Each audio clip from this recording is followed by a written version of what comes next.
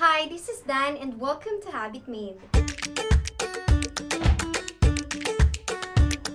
For today's video, we're gonna do a layered macrame wall hanging.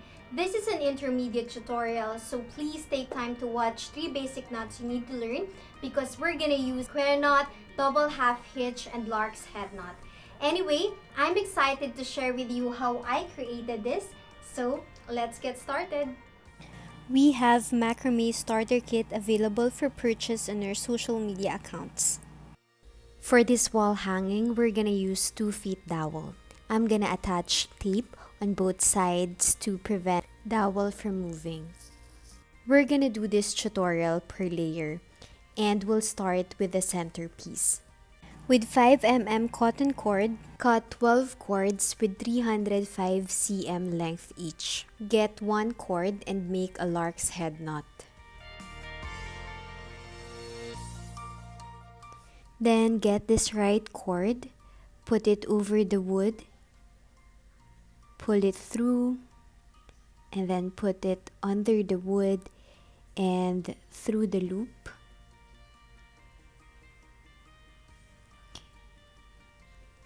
Pull it down, and you'll have another lark's head knot.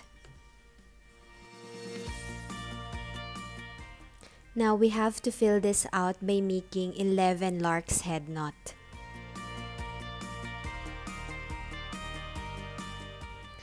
Once we're done making 11 lark's head knot, we have to separate it into 2 groups.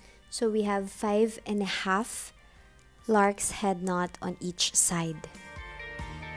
Using our lead cord, we're gonna do double half hitch knot. So let me just set aside this group first so we could easily work on the right side.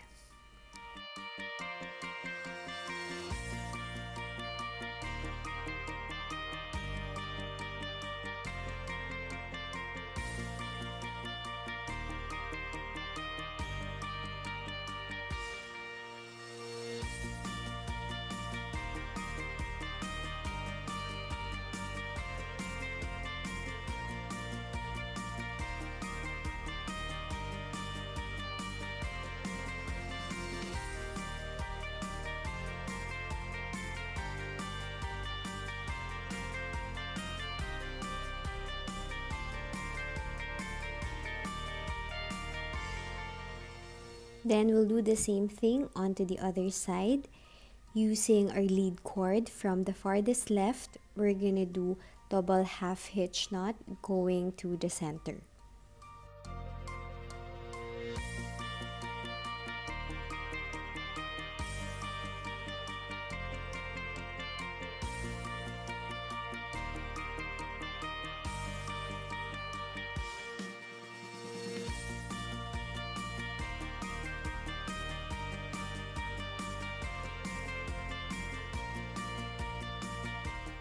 Then we're just gonna connect these 2 by making another double half hitch using our lead cords.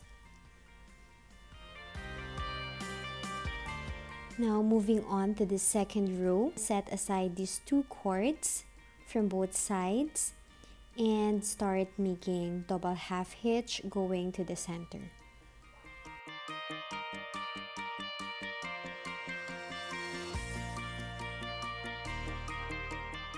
Then we just have to skip 1 cord. So you have 3 cords left on your right side.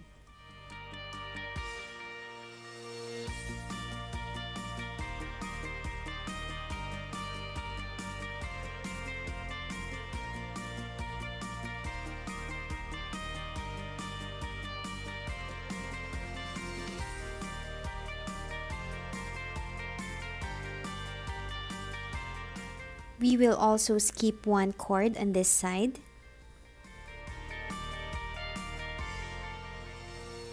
Then we'll proceed to the third row.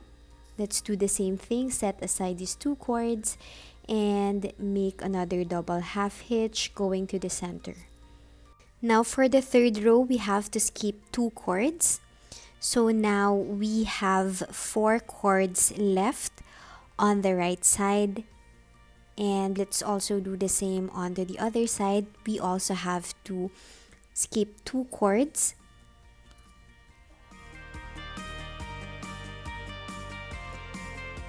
Now with these 2 cords right here, we have to make diamond double half hitch. So basically, let's just continue making double half hitch knot diagonally on both sides.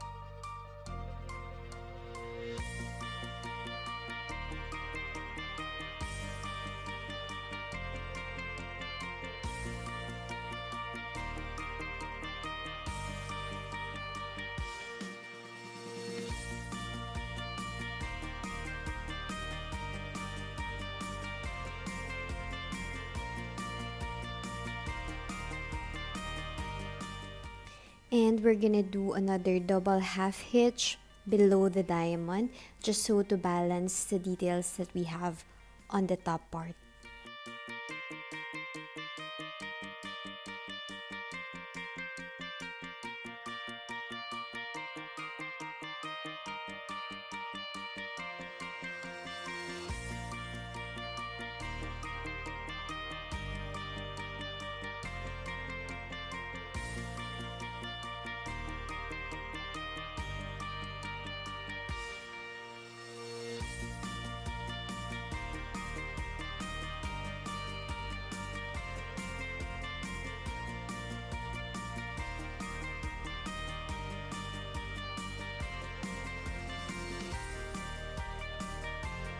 Now to connect the 2 sides, we're just gonna make half hitch.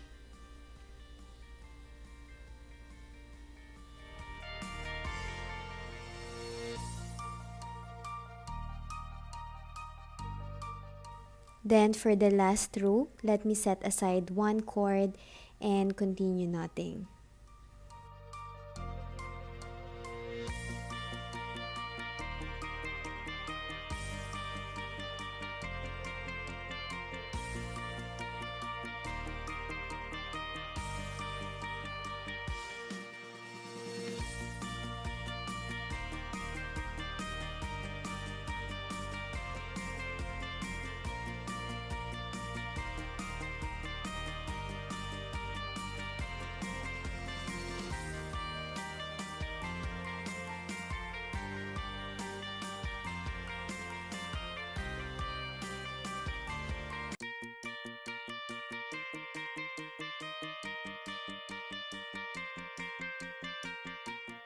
Now we're gonna move forward with the second layer.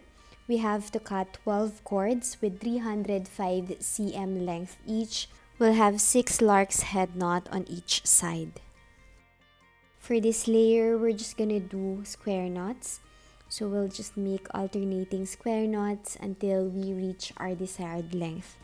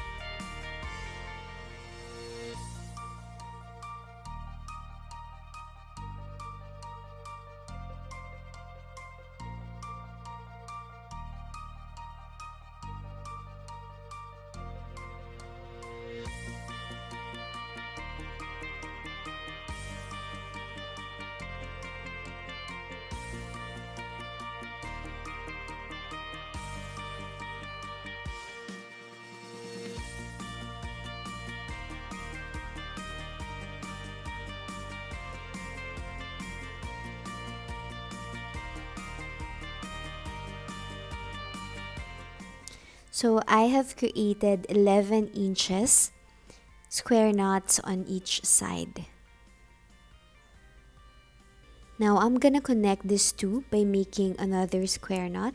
So I'll get 2 cords from the left and I'll get these 2 cords from the right and make a square knot.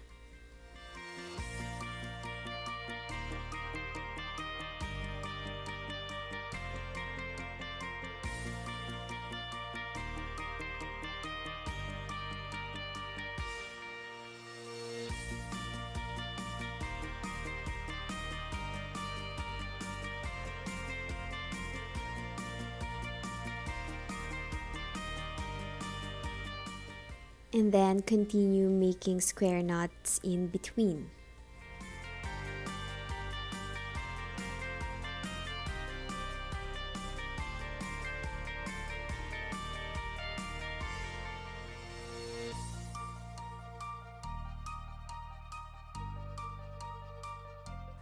So we have created 2 square knots on this, and we have to create another 2 on the left side.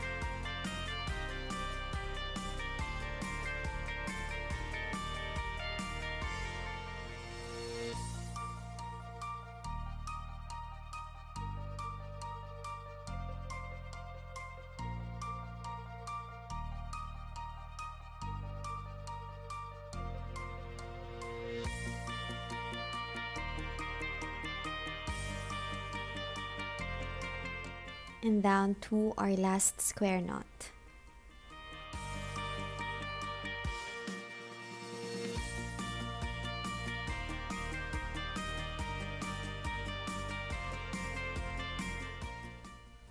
Moving on to the third layer, I cut 10 cords with the same length. I also used 305 cm length each. We're gonna do a diamond pattern using double half hitch for this layer. So divide your cords into 2 groups so you have 5 cords each side. Take your lead cord and make double half hitch diagonally.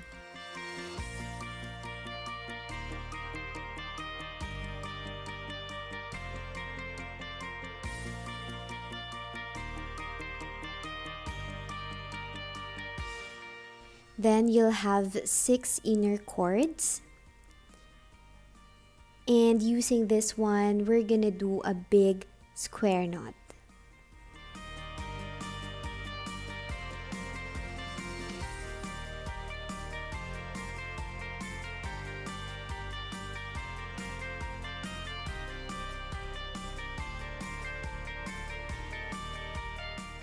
Then we'll continue closing down the diamond.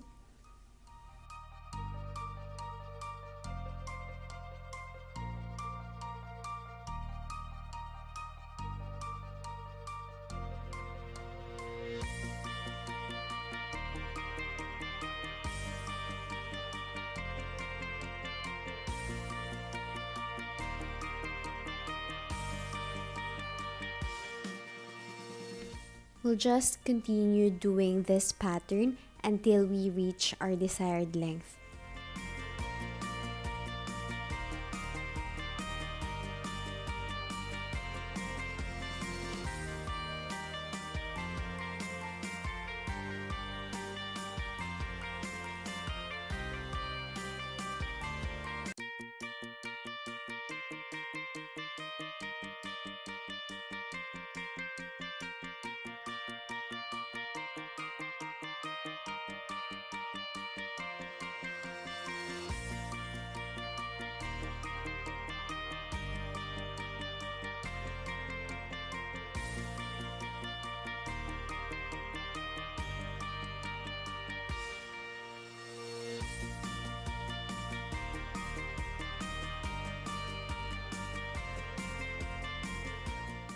For this layer, I've created 16 inches long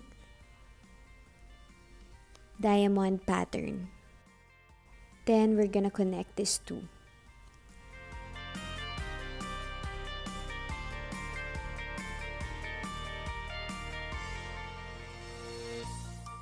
To create a focal point, I'm gonna make a big diamond on this part.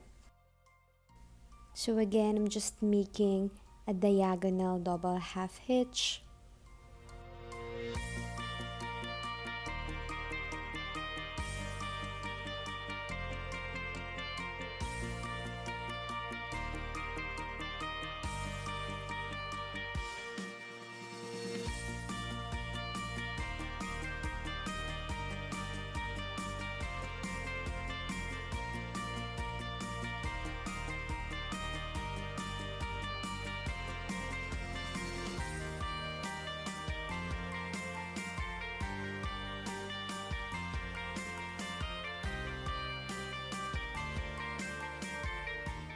For the fourth layer, I cut 8 cords with 305 length each. We're gonna do a zigzag double half hitch knot.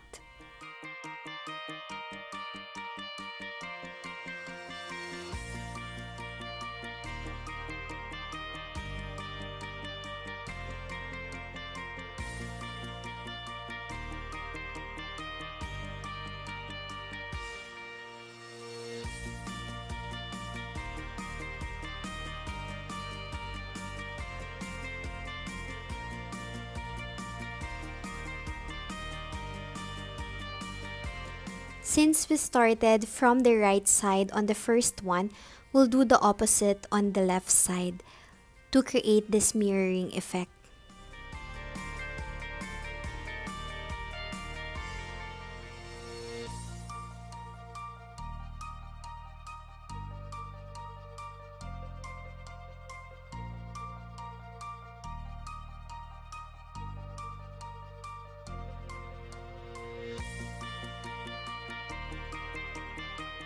So I've created 10 zigzag lines of double half hitch knot. Then I duplicated the same thing onto the other side. Now it's time to connect these two by making another double half hitch knot.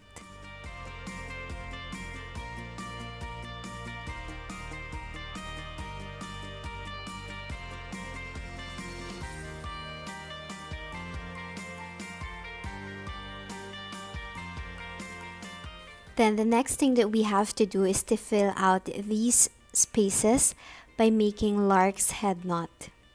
So actually, number of Larks head knot would depend on the spaces that you created on this zigzag line. Length of the cord would actually depend on you, but for this tutorial, I cut 61 cm length each.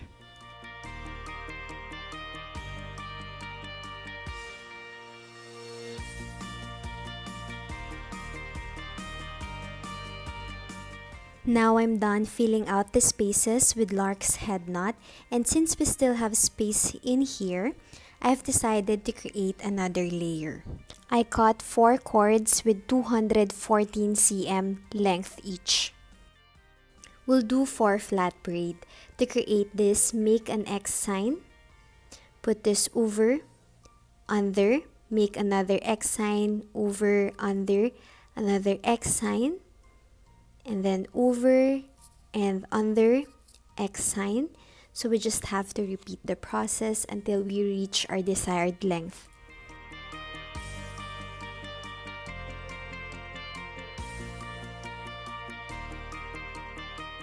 Then I connected the two by making bigger 4 flat braid, and now we're gonna secure it by making gathering knots. So we're just gonna wrap it 3 times and then put this through and pull it up, and then we're just gonna remove the excess cords.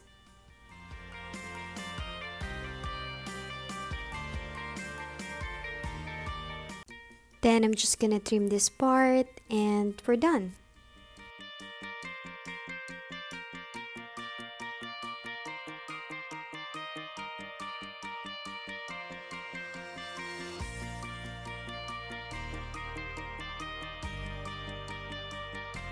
If you find this video helpful, please share it with me by using the hashtag HabitMade and tagging us in your social media accounts. Please don't forget to subscribe and see you on our next video.